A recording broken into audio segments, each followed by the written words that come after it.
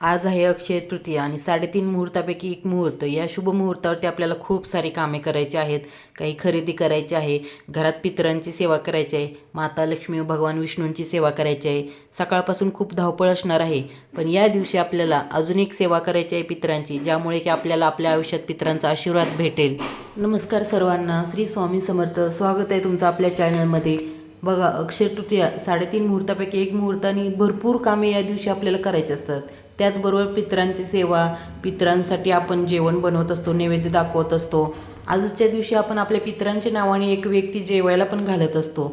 आणि या सर्व गोष्टींबरोबर आपल्याला एक गोष्ट अजूनही करायची असती, ज्यामुळे आपल्या पितरांचा प्रवास सुखकर होईल आणि त्यांच्याकडून आपल्याला आशीर्वाद भेटेल. कारण आज दिवसभर पितृ आपल्या दारात असतात असं मानलं जातं. त्यामुळे ते संध्याकाळी जेव्हा त्यांचा प्रवासाला जातात, त्या अगोदर आपल्याला एक गोष्ट करायची आहे, ती म्हणजे त्यांच्या नावाने आपल्याला एक दिवा लावायचा आहे, दीपदान करायचं आहे. अक्षय तृतीयेच्या दिवशी दान करण्याला खूप महत्त्व आहे. या दिवशी आपण गोरगरिबांना अन्नदान वगैरे करत असतो. पाण्याचं दान करणं खूप महत्त्वाचं असतं, खूप पुण्याचं काम असतं. पण या दिवशी आपल्या पितरांसाठी आपण काही दान करायचं असतं, ते म्हणजे दीपदान. दीपदान आपल्याला करायचं आहे, ते पण संध्याकाळच्या वेळेस. आणि ते कसं करायचं हे पाहूया. आपण इतर वेळेस पितरांसाठी आपल्या दारामध्ये दिवा लावत असतो, पण या दिवशी आपल्याला आपल्या घरामध्ये आपण जिथं पाण्याचा माठ ठेवतो, त्या माठाच्या खाली किंवा बाजूला आपल्याला दिवा लावायचा आहे आपल्या पितरांसाठी. आपल्या किचनमध्ये आपण जिथं माठ ठेवलेला आहे पाण्याचा, किंवा माठ नसेल तर हंडा असेल, काही ना काही वस्तू असेल ज्याच्यामध्ये आपण पाणी साठा करून ठेवतो, अशा ठिकाणी आपल्याला दीपदान करायचं आहे. आणि दिवा आपण जेव्हा लावणार आहोत, तर त्याचं तोंड जे आहे ते आपल्याला दक्षिण दिशेला करून लावायचं आहे. आपण जेव्हा दिवा प्रज्वलित करणार आहोत, तेव्हा त्याची ज्योत जी आहे ती दक्षिण दिशेला यावी. कारण दक्षिण दिशा ही पितरांची दिशा मानली जाते, आणि त्या दिशेला आपल्याला तिचं तोंड करून आपल्याला दिवा प्रज्वलित करायचा आहे. तुम्ही इथं कणकेचा दिवा बनवू शकता, किंवा मातीची पंती असेल तर त्यात पण दिवा लावू शकता. दिवा लावताना आपल्याला त्यामध्ये मोहरीचं तेल असेल तर मोहरीचं टाका, नसेल तर तिळाचं टाकू शकता. दोन्ही नसेल तर तुम्ही घरातलं साधं तेल टाकू शकता. आणि त्यामध्ये आपल्याला थोडे काळे तीळ टाकायचे आहेत, आणि पितरांचं स्मरण करून आपल्याला नमस्कार करायचा आहे. आणि आपल्याला एक मंत्र बोलायचा आहे. तो मंत्र आहे ओम पितृभ्ये नमः, असा मंत्र बोलायचा आहे आणि नमस्कार करायचा आहे.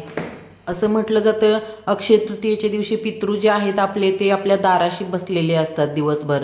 आणि संध्याकाळी जेव्हा ते त्यांच्या प्रवासाला जातात, तेव्हा आपण त्यांना दीपदान करायचं आहे, ज्यामुळे की त्यांचा प्रवास सुखकर होतो आणि त्यांच्याकडून आपल्याला आशीर्वाद पण भेटत असतो. अक्षय तृतीयेच्या दिवशी आपण जेवढी पितरांची सेवा करू, म्हणजे दीपदान करू, तर्पणविधी करू, हे सर्व गोष्टी केल्याने पितरांचा आत्मा तृप्त होत असतो. यामुळे आपल्याला असलेला पितृदोष म्हणा, किंवा आपल्या कामात येणारे अडथळे, हे सर्व गोष्टी दूर होतात.